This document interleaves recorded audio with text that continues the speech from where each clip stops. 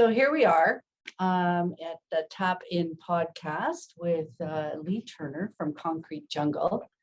Hi, my name is Rita, and I am host number 10 in this Tap In podcast with Lee. So I get to ask Lee all sorts of questions, and the goal is to put you on the spot. Is that the goal?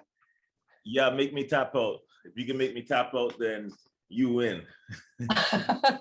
What do I win? Do I win anything exciting? You're even more of a winner than normal. Okay. So extra win, like a W. You get a W. Could be a medal, could be a trophy, but a W for sure. A W for winner. Okay. Well, we'll see if we can get you to tap out or not. I don't know. I've got some questions here for you, and I'm hoping actually that by answering them, it'll give people more insights into Lee Turner and what makes Lee kind of tick, and probably looking to see where some of your motivations have come from, just to give you a heads up so you can start thinking about some of the questions I've got coming at you. I don't think any of them are too complicated, but you never know. So why don't we just start, because you study a variety of martial arts, right? You've got karate, tai chi, you do boxing, you do all sorts of different things. So my question to you, as someone who has gotten to know you over the last few years, is all the martial arts and all the arts that you've studied and practiced, if I were to say to you, Lee, you could just pick one and one only, which one would you choose to practice and how come? Wow, that's a great question. That's a great question. I'm gonna win. No, I'm kidding. I can take the easy road and just say there is no best martial art, but I'm gonna take the more complicated route and look at it like this. I don't really think that the way that I did it was the wrong path, because I started in Taekwondo. It's a traditional martial art, so very traditional. So they taught us fighting, but they also taught us all the other aspects of martial arts that are also important. They taught us balance and patience and control and perseverance and indomitable spirit and things like that that helped us, they gave us the foundation to go on. So when I learned a different martial art, after Taekwondo, when I learned karate or when I learned kickboxing, I was able to pick up on it very quickly because I had a basis. What my trainer would say is, it doesn't really matter what you learn as long as you learn something. He says, if you want to master something, then master one thing. And then when you master that, you have a blueprint of mastery that will allow you to, you can superimpose that on other styles and learn those other styles, because you have a methodology from beginning to mastery that you can follow. Okay. So start in something. I would say start in something that can give you a foundation, something that can give you a base. It could be traditional martial arts that give you a base, or it could be one of the newer martial arts, like jiu-jitsu or something like that, that'll give you a base. Or wrestling could give you a base too. It depends on the teacher and how it's taught to you and how you absorb it and how it's applied to make you into the type of martial artist that can learn something very easily, something else that's similar but different. So, it's really interesting. It's almost like you're taking a base and then you're starting to integrate and add layers of different arts to that base, right? So as you're working through that progression and that integration of new skills, kind of the same way like a language is always changing, right? Like, they always add new words to the dictionary, whatever. So if you're taking like a base foundation from one martial art and building at the other ones, is that the same way? Like maybe the language grows and changes? Like does one art take from the other and integrate it, or is it always just compartmentalized and kept solid? Is that what you're doing that's so different? Like you're integrating it, or like can one teach the other, or do they take from each other? Well, yeah, they're all, I guess they say that there's many ways to the path, right? Many ways to the same path. So they're all ways to the path, and to get to the path, these different styles took a different turn. So I try to find, what I did find was I was taught the commonality between all the different martial arts. Basically, I was taught a commonality that I can find, or that I did find within all the martial arts that I studied. And then from that commonality, I stitch something to the front, stitch something to the back, I stitch it all together. Just like Latin, you know, lots of the English language, the words are based off of Latin. And you can figure the meaning of the word out by looking at the base word, the root word, and seeing what's put to the front of it and what's put on the back end of it to figure it out. So you're stitching it into something new and different? Or you just... I'm creating something extra, like a compound word. Instead of the word being one word, I'm putting two words together, making a compound word. I'm expanding the language. I'm making new words, like Beyonce making up the word bootylicious. Okay. All right. Okay. I'll buy that. Would the masters in the different arts go along with that, or would they consider it some sort of an appropriation of something that belongs to them? Well, I saw a saying one time that said, don't seek to be like the masters of old, but seek what the masters sought.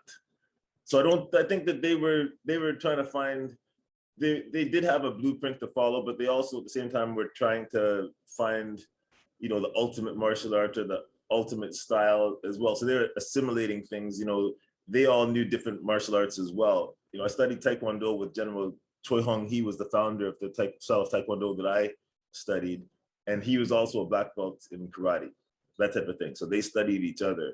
Lots of the Aikido studied judo, judo studied Aikido.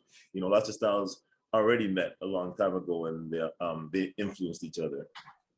Okay, I see. Just taking a whole different tack. You have taught women's self-defense. And I've always been curious, and I've always wanted to ask the question, I never have until now. What got you interested in teaching women's self-defense? Like how did you get involved in that? Like what motivated you to get involved in that field? That's a good question. I think my dad and I used to have lots of conversations about women's self-defense. You know, he always said to me, if you put the weapon, the means to defend themselves in the hands of the oppressed, then they will use it to defend themselves. Basically, he says if everybody has a weapon, I don't want to put words in my own father's mouth, but it sounded like he was saying if everybody has a weapon, then the people that want to attack will think twice about attacking, because the person that they're attacking will have a weapon to defend themselves. So it's hard to attack someone that you know can defend yourself. People want to attack someone that they think is defenseless, but if the person isn't defenseless and they can defend themselves, then the person won't be so quick to attack them. Yeah. How long have you been teaching the self-defense? But as soon as I started martial arts and the teacher let me do a class, you know, became self-defense. But so I've always taught self-defense, but officially, like professionally, you know, a long time since I got my black belt, probably since then, yeah. So for years and years, my whole adult life, I've been teaching self-defense.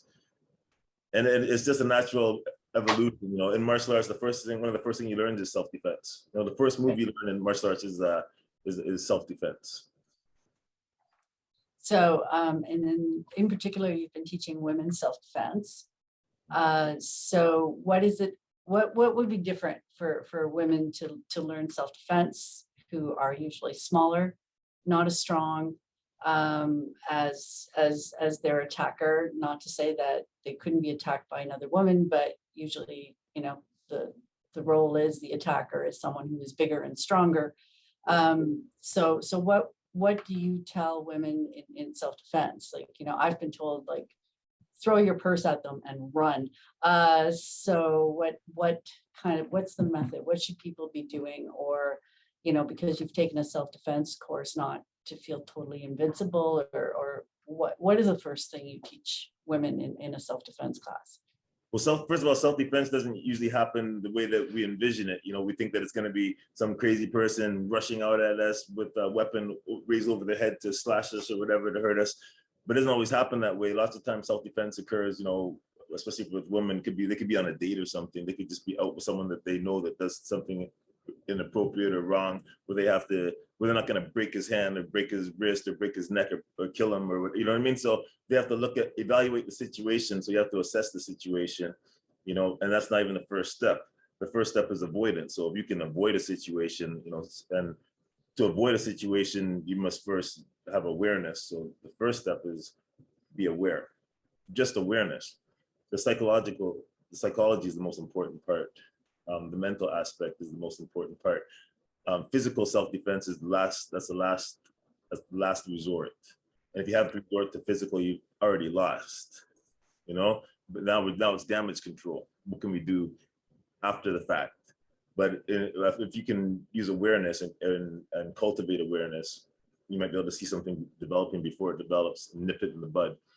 They say that martial artists, the big thing about martial artists, the difference between someone that's trained in martial arts and someone that's not, is a martial artist might intervene quicker when something's developing because they have confidence in themselves. So they'll intervene and, you know, before it can escalate to something out of control. A trained martial artist might find a way of controlling the situation or intervening.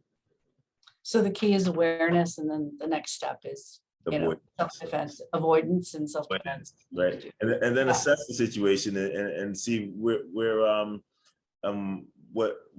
level you're going to take it to, because there's different levels in your defense that you can use. Is it going to be lethal, or is it going to be, you know, mild or medium? Where you're going to take it to, that type of thing. Right. And then you want to understand how the person's going to react to what you do. You know, if you have someone in a joint lock, should you actually break their arm, or should you just hold them in that position and give them instructions? You know, down to the ground, get on your knees, lie down flat, put your arm behind your back. You can tell them if they're in pain, you give them a way out, they're going to take that way out. So it's can turn into a compliance technique where you don't have to actually break the arm, because if you do break the arm, then they have nothing to lose anymore. Now they're going to get out. If you put the pressure on too tight, like you see police officers do sometimes, they put it on too tight, where the person has a reflex, because if you tell someone get down to the ground while you put pressure on them, and you keep putting pressure on them and they get down to the ground and you keep putting pressure, then they don't believe you anymore. Then they're gonna reflexively do something to get out of the hold, and that might work. So you want to make sure you're giving clear, precise instructions and proper amount of pressure in the right direction to guide them in a way that makes sense so they can comply.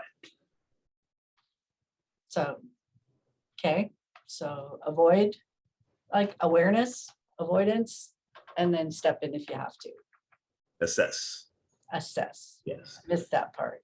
Yes. Assess. Assess and see what level you're going to use on them. What level of defense you're going to use. What level of lethality you're going to use on this person. Okay. So for women, how many women over the years do you think you've helped with self-defense? Thousands. Thousands? Either directly or indirectly. But yeah. So obviously you've spent a lot of time and thinking about this and teaching. So if somebody came to you and said they wanted a self-defense course, what would you suggest that they start with? If there's a woman that wants a self-defense course, yeah, they could start with someone that does they can start with mixed martial arts or traditional martial arts. It still doesn't really, it matters, but it doesn't matter so much what style you're learning, but who you're learning it from and how they show you to apply it in a street situation, a functional scenario. You know, when I first started, I was training with, when I was doing self-defense, I was training with a police officer. Every Saturday he'd do a self-defense class and I was his assistant. So I learned a lot helping him. And he'd have us wear a suit. I wore a suit, like a full power suit. And I'd have to walk towards the woman and they'd have to defend themselves against me, type of thing. And the reactions, it was crazy reactions, because it's very intimidating, someone walking towards you with the suit that they can't feel anything that you do. You punch and you kick and it doesn't hurt them at all. They keep walking towards you. Yeah, it's scary. It's scary. So they have to react to it. But they came out of that, and they had to break a board. And they came out of that just with the self-confidence of knowing that you stood up to someone trying to attack, and knowing that you have the power to actually break a board where you didn't think you could break a board. Yeah. So there's a combination of being aware, but I think would you say that teaching confidence, like empowerment, in some way has a lot to do with people feeling more confident about defending themselves or being in those situations without, I guess, knowing what to do. Like usually when you're in those kind of situations, what happens is you freeze, right? Yeah, you freeze. You could freeze, or you could just like lose.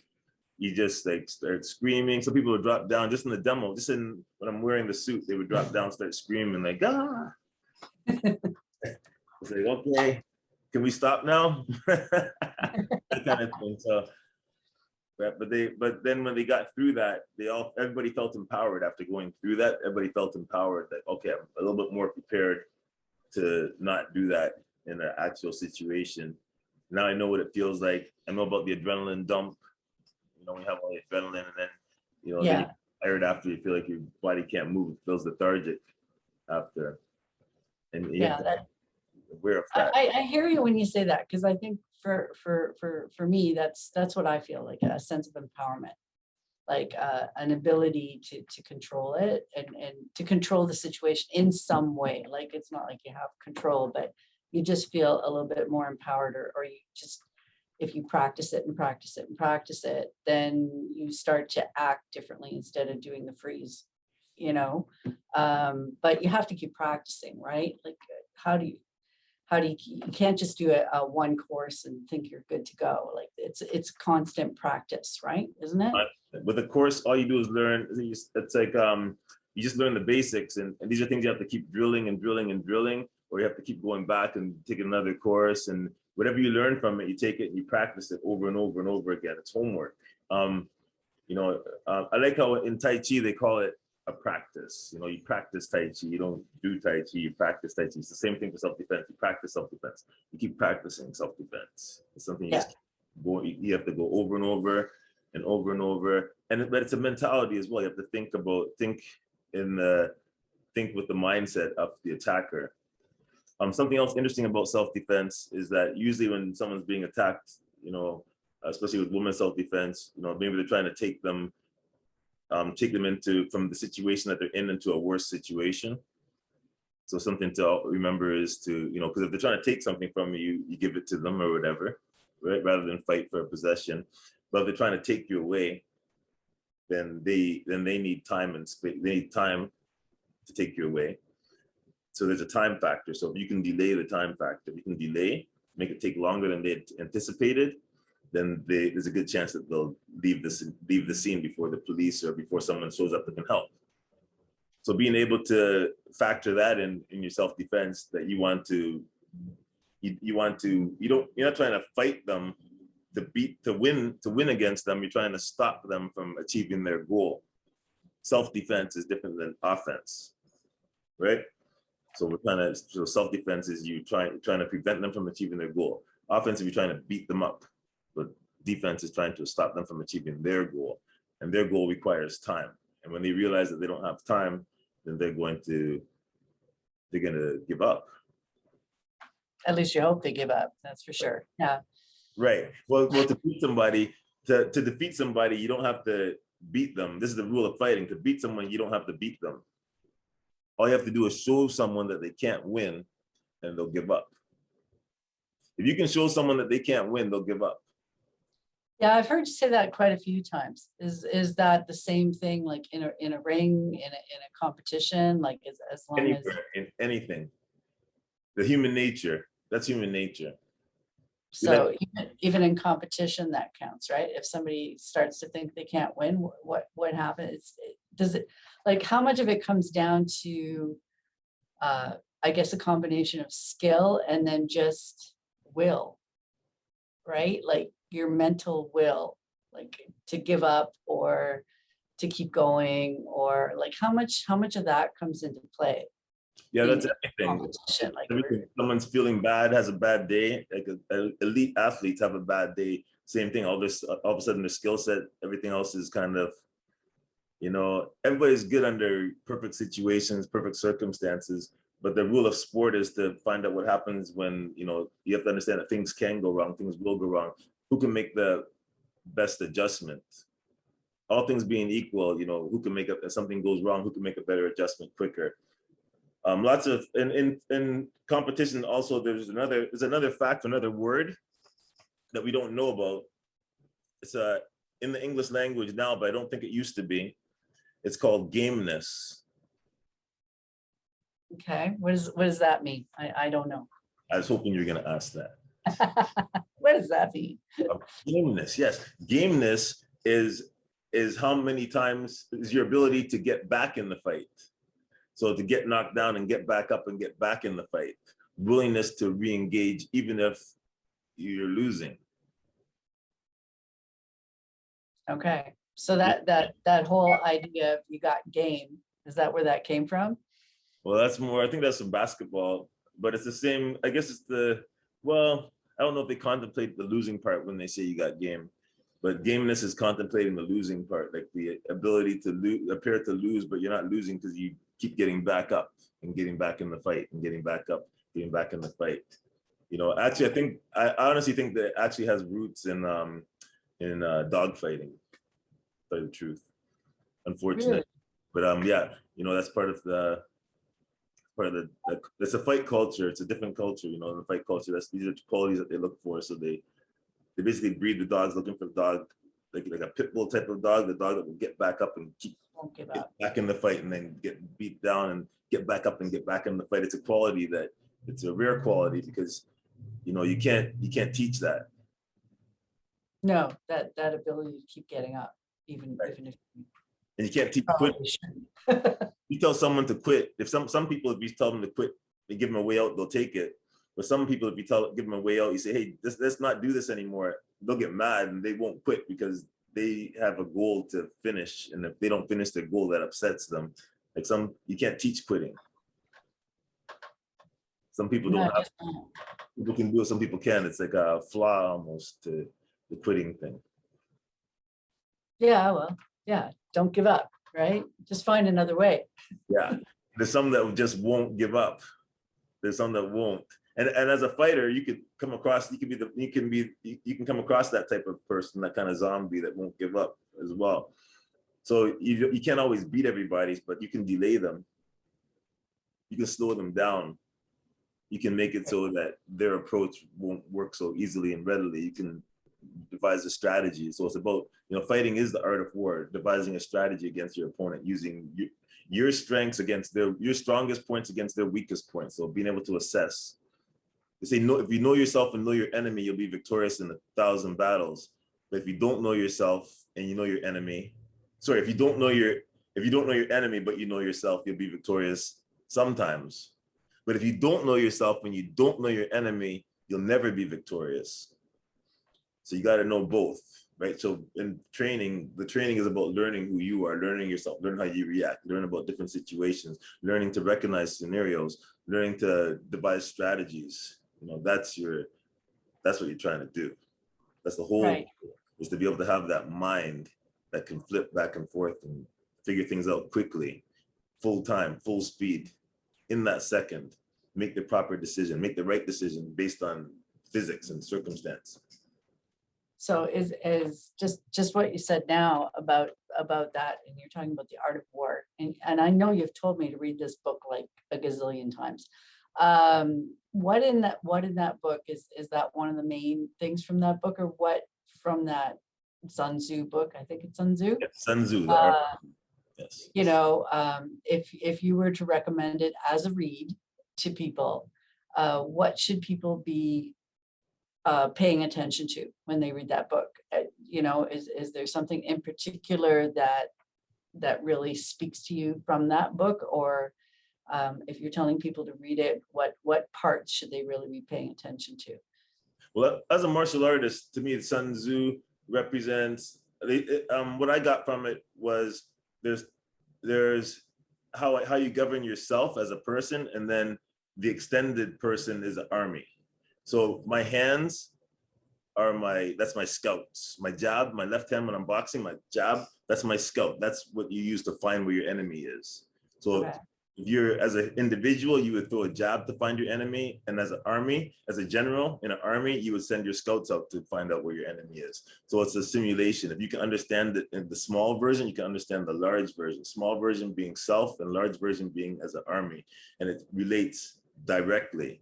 So if the general is your mind is the general of the army, right? All right. So if you can think like that, then everything makes a lot of sense. And then they break down, then there's a methodology for breaking down strategy for figuring things out. You know, watching the other army, observing what the other army does to figure out where their mindset is at. You know, if mentality is everything, if mindset is everything, then you need to know the mind of your opponent, of your enemy. So you do this by observing. Observing is intelligence. You have to gather intelligence.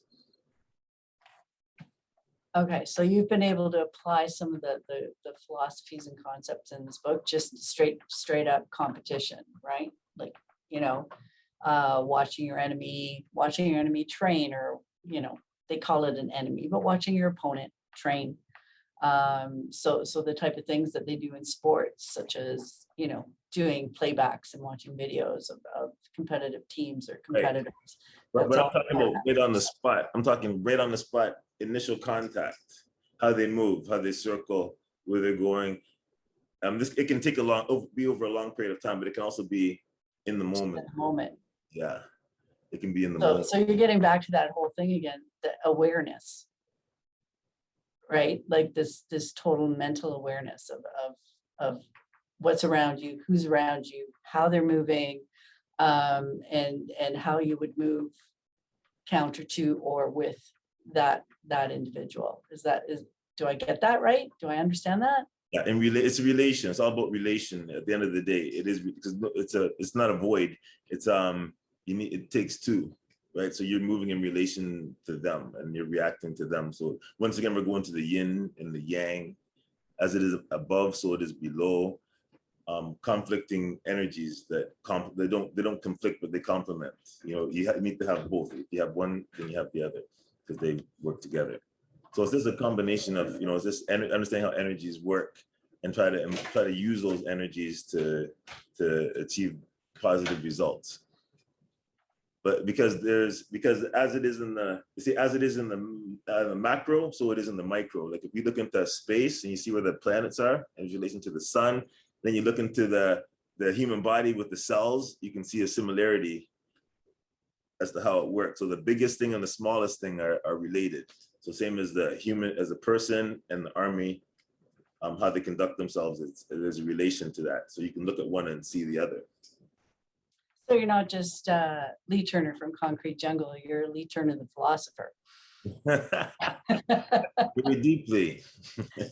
The deep philosopher. But, you know, there's a lot of philosophy and a lot of thought process that has gone into the development of these arts, right? So it kind of makes sense that after all the years that you've been studying it, that this is kind of how you think about things, which I actually find it really interesting, because, you know, you go to other sort of fitness classes or other things, and it's just straight up, we're talking about building muscle, you know, you need to get abs, you need to do this, you need to do that, you know, stopwatches and all sorts of other things. And it's probably, you're the first sort of person I've been working with in sort of the athletic side of things that actually has like a philosophy, which is really part of the integration. Does that come from study of martial arts, or is that just how you as an individual also just think, like, philosophically about the energies and the different relationships of those energies? Well, I'd like to say it all comes from me, and I discovered all this, and I made it all up from myself, from looking inside myself. But that's not the truth. It came from my teacher, who got it from his teacher, who got it from his teacher, who got it, and it's a lineage, and it goes all the way back to the beginning. And that's in every martial art that I've done, right? Every time I've learned the philosophy from my teacher, it's because they learned it from their teacher and they learned it from their teacher, and it goes all the way back. It's lineage. So what happens to people who learn martial arts but don't learn that lineage? Yeah, they don't have the same ties, the same connection, the same philosophy. It's got to go back. It's ancestral. It goes back. You have to go back. You have to look back to go forwards. So most of us as martial artists, we're connected. You know, we understand about the monks, right? And look how far back they go. The Shaolin Temple goes way back. So we're connected in that kind of way. We study, most martial artists, you know, if you're a half decent martial artist, you had to have studied, you know, a little bit about the Shaolin monks. We at least watch the Kung Fu movies, and we understand, you know, the hierarchy as far as the monks go, and they have the ultimate goal of body, mind, and spirit connected. You know, there's internal energy that they're able to use, and they're attempt to manipulate to different ends. You know, and when the body is unified in this kind of way, there's nothing that it's unable to do. It's capable of anything, right? When the body is aligned properly, and with the proper discipline and mindset, you know, there's nothing that is unachievable. So martial arts that's what it's there for, it's a path to get there. It's a path, it's the way, you know, path to the way, you know, or it is, they can say the way, but it's different for everybody. So everybody finds their own way to the path.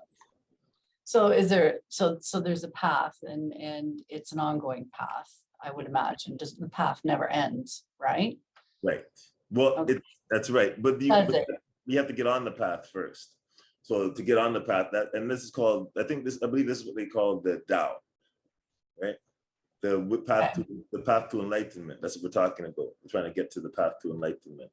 So there's many ways to get there, because the path to enlightenment is through discipline. And once you're on the path of discipline, certain things are going to happen to you. You're going to start seeing things differently. Once you've done a certain amount of repetitions of something over and over again, you can see into it deeply. You can see different things. And that's what we're trying to get to, where you can see different things. So it's not for them to tell you what you're going to experience, but for you to go through it and experience it. But the person taking you through it is your guide. So they're going to guide you and tell you what they felt when they went through that type of thing. So they're going to tell you maybe what their teacher told them. So that's experience, that's past experiences coming through, and that's going to help guide you. But it's, at the end of the day, it's your own journey. So it's a journey along a path that, you know, in essence, eventually leads to enlightenment. So you are more a practitioner of a martial art, or are you a disciple of a martial art? Like, what makes you a disciple? Like, can you be a disciple of a certain art, or how does that work? Well, if someone says that you're a disciple, you have to be appointed a disciple, or you don't have to tie yourself to a martial art, because that's a human thing. A person made this martial art, so you're tying yourself to that. But maybe you can be a disciple of introspection, a disciple of self-discipline, a disciple of self-improvement, that type of thing. That's the Tao. That's the path. That's the path that you want to be on. A disciple of self-perfection.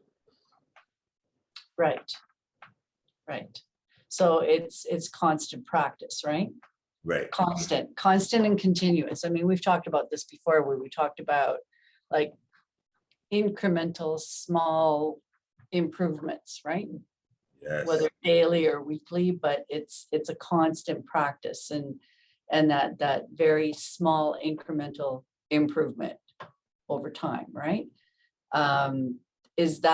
That's definitely something that is continual, whether it's like my path, which is the novice beginner, versus your path, and you've been at this for years and have studied so many different martial arts, and are practiced and have done competition. You've taught, you've coached, you've trained, you've done all these various things in the arts, and yet you're still learning. So what are you learning now? What are you adding to your studies? Like, what are you learning now? Nice. Yeah, well, it's always the same. Keeping the knife, you want to sharpen the knife. You're always trying to sharpen the knife. But you want to keep, and once you have the knife sharp, you want to keep the knife sharp. So It's just always making sure the knife stays sharp. So that's what I'm trying to do as I'm, even as I'm aging, I want to keep the knife sharp, right? I don't want to, every day I want to make sure that I've at least practiced, 24 hours ago, I was practicing some of my techniques, making it better, because that means that, it's that constant persistence, that polishing, everything. As long as I keep doing it, then it's still going to be current. But if I drop it and stop doing it, then it's going to degrade. My skill level is going to degrade and go backwards. So I'm always just trying to, even as I age, muscle wise, how it is as you age, your muscle tone starts to drop. So you got to keep working out to keep the muscle tone there. It's not, you got to, just to stay at zero, you have to do work. As you age, you have to do more work just to stay at zero. Where, when I was younger, it was easy. Now I have to put in more work just to maintain what I have. So that's what I'm trying to do. But mentally, the mindset that it takes for me is just to, and this is what I've always been working on, is just to slow things down. Slow things down mentally, slow things down, right? Breathe, and keep everything down. When the mind starts racing, that's when, that can cause anxiety and it's not harmonious. But when you breathe through everything, then it's more harmonious, and then, it's more easy to deal with everything. Yeah. Yeah. Well, I hear what you're saying about the breathing and trying to slow things down. It seems like all you hear about these days, especially, even more so since the pandemic hit, people are talking about, self-care and wellness, and they're talking about being mindful and being in the present and trying to just help use that by to cope with the anxiety and the different things that are coming at people's way, and to help them with resilience and getting through this. How do you think this mindfulness or being present, which sometimes to me, I think people kind of throw the term around, it's kind of new agey and I think they're kind of appropriating the term and really not using it in the way that I think perhaps it should be. What are your thoughts on that? Yeah, well, mindfulness, it's it gets misconstrued what it means to be mindful. And yeah, it is important to be able to put your mind into a state where you can have all of your attention on one thing. Multitasking, they say multitasking is a myth. We can only do one thing at a time. So trying to juggle all these different things is what causes lots of the anxiety and stress and all these other things that causes discomfort. But what we need to do is if we can put all our energy into one thing, but to be able to put all your energy into one direction, you can't be hiding from all the things that are happening. We have to kind of confront these things that stop us from being in that zone. So it's a meditation, but meditating on keeping it real and meditating on what's actually happening out there in the world. There's so much, all the evil that's happening in the world. We can't just ignore it and say put us up and say that we're in a happy place, because how can you be in a happy place when all these negative things that are going on? So we have to accept or acknowledge these things that are happening, while at the same time we have to be the change to have change outside of ourselves. We have to change what's happening inside of ourselves and be connected within ourselves. So that's why it's important, introspection first, go internal first. We have to go inside of ourselves and contemplate and see and figure out. Just once you start letting go, all these things are going to creep into your mind anyway. So the idea is to let go. Things creep in, address it on the spot. If you can't address it, let it go, right? And then move on. That's what we're trying to do. But there's so many things that it's so difficult to do that because there's so many distractions in the world. So we need to find a happy place. That's it, right? So, Yeah. So once we find that place, we want to cultivate that and make that the place that we can get to, that we can go to when we need to be there, right? So that's the first part is just awareness, self-awareness, looking inside of ourselves, realizing what's happening, realizing that we have abilities to make ourselves, to strengthen ourselves, right? It's not, let me not have to fight this fight, but let me have the strength to fight this fight. So we're cultivating and building mental strength and making it so that we can deal with what's happening in the world. Mental toughness is what we're looking for. Yeah. Yeah. No, that's a really good take on it. And it's actually really good advice. I think for anybody listening in, they can take something away from that and work on their own, mental toughness. The whole idea of deep breaths and acknowledging what's coming into your mind, I think is really important. I think we try to push stuff away, thinking we just have to like be right here in the present, but it's okay to acknowledge what's going on. You just have to accept it, acknowledge it, move on, right? So it's great advice. It's great advice. So at this point, I am out of questions, but I want to thank you for your time, and we'll catch you on the rebound. Thank you very much, Rita. Great questions today, and you're a great host of Tap In Podcast. Thanks. Thank you. Pretty good for the first time. Excellent.